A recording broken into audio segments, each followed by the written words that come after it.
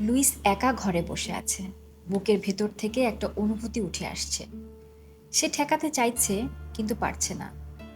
শেষে ফিসফিস করে বলল, ফ্রি, ফ্রি, ফ্রি। সেই মুহূর্তে লুইসের চোখে শূন্যতা মিলিয়ে গেল। চোখ উজ্জ্বল হয়ে উঠল, তীক্ষ্ণ হলো। নারীর স্পন্দন দ্রুত হলো। শরীরের প্রতিটি অংশে উষ্ণতা ছড়িয়ে পড়ল। সে ভাবল না এটা ঠিক কিনা। এক স্বচ্ছ উপলব্ধি তাকে সেই প্রশ্নটাকে তুচ্ছ মনে করতে সাহায্য করল।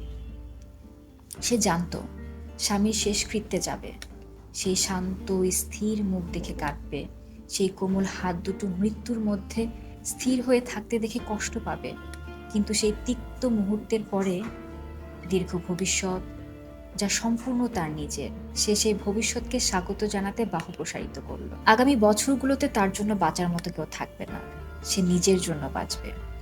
কেউ তার ইচ্ছাকে নিজের ইচ্ছায় বাঁকাতে পারবে না।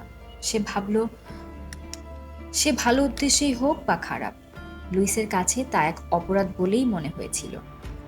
হ্যাঁ, সে স্বামীকে ভালোবেসেছিল, কখনো কখনো, অনেক সময় বাসেনি।